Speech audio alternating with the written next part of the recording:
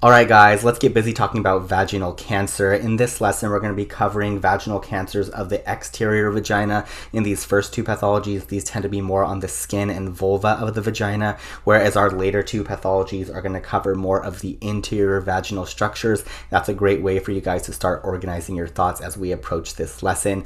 Let's start out by talking about our extramammary Paget's disease. But before we can talk about vaginal Paget's disease, I think it's good to have a handle on our Paget's disease of the breast, because that is what we are referencing here. So if you'll notice here, we have a breast here with Paget's disease of the breast, and this is going to present as a really itchy, almost eczematous, erythematous looking lesion that has well-defined borders. They tend to be very, very red, and they have this characteristic look here, and this is exactly what the tissue is going to look like in the vagina as well, and that is why it gets its name as extramammary Paget's disease, because it is happening in the vagina.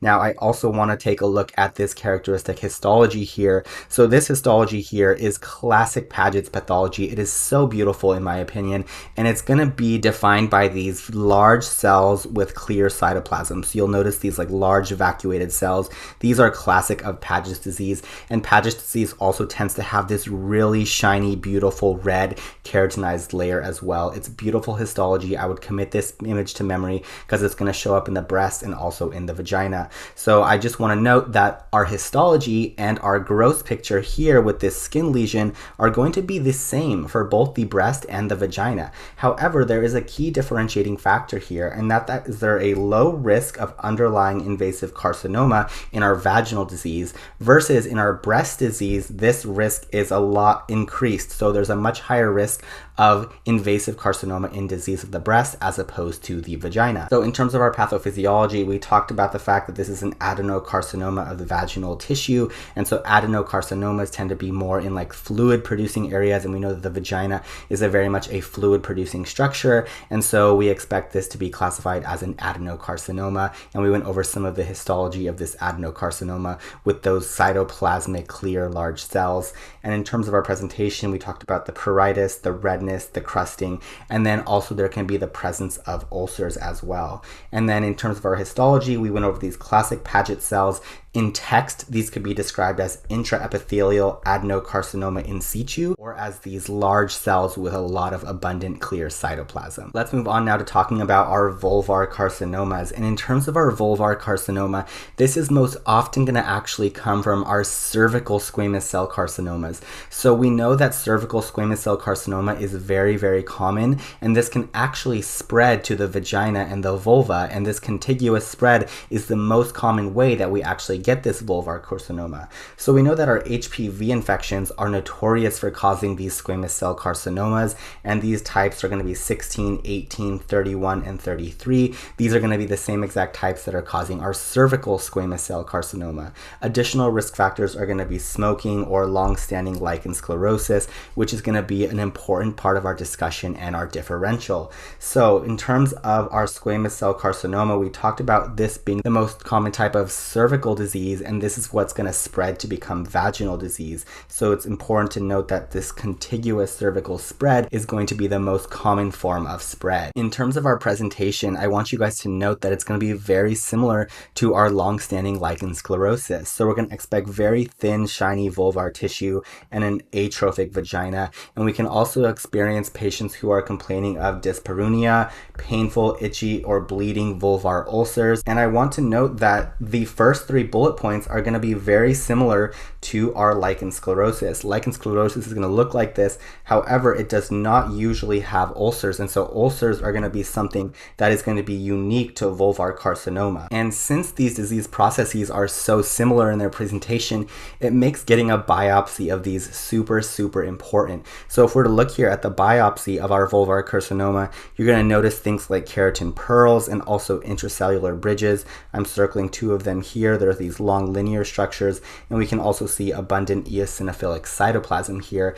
And this is something we would not expect to see if this was long-standing lichen sclerosis, and that's why the biopsy is so important, because we know that there is a small risk of cancer with lichen sclerosis, and so we need to be able to definitively say this is lichen sclerosis or this is squamous cell carcinoma, because that's really going to affect our management. So let's just review that histology is going to show squamous cell carcinoma evidence such as keratin pearls, intracellular bridges, etc. And that's going to be really important in this differential. Let's move on now to talking about our clear cell carcinoma. And clear cell carcinoma has just a couple of really high yield hitting points that you need to know, and you should nail this on test day. So in terms of those high hitting facts, it's all about diethylstilbestrol exposure, and this is also going to be abbreviated on test day as DES. So this DES is a type of synthetic estrogen that we used to give people. We don't do it anymore because we know it has this connection with clear cell adenocarcinoma. And essentially what happens is when a patient is exposed in utero, it's going to be the fetus, who eventually will grow up to be our patient, who's going to develop this vaginal adenosis. So it is not the mother who is developing vaginal disease here. It is actually the fetus inside the mother who has this DES exposure, who will go on to develop this type of vaginal cancer. And this is going to be described in text as persistence of glandular columnar epithelium. And this is classically going to be described as presenting in the upper 2/3 of the vagina. Let's wrap up by talking about our sarcoma botryoides. And essentially this is going to have 4 big hitting points on exam day that are going to help you get questions right. In terms of pathophysiology, this is going to be a subtype of rhabdomyosarcoma. And we know that rhabdomyosarcomas are very common in our pediatric population, and the vaginal derivative of this is no exception. So we classically are going to see this in a young female less than 4 years old. And this is going to present as a pelvic exam or a patient complaint of a large, clear, grape-like segmented mass protruding from the vagina. And so if we take a look here, we see that this mass that I've drawn here resembles grapes. So it looks like a cluster of clear grapes, and it's going to just be protruding right out of the vaginal orifice. And I drew this little green stem here to remind you guys that on test day, this is usually described as grape-like when they write this out in text. The important histology to know here is that these are going to have Desmond positive spindle-shaped cells. That's going to be pretty high yield when they describe this histologically. You won't need to recognize this as a picture. You'll just need to recognize that phrase in text. And so in terms of the details here, there's basically 4 main points that I think are really a high yield on test day that should help you get these right. So in terms of our high yield review, when it comes to extramammary Paget's disease, it's important to remember that the skin findings and the histology findings are going to look exactly the same, but it's going to be the prognosis that is going to differ between the breast and the vagina, with the vagina being better and the breast being a little bit worse.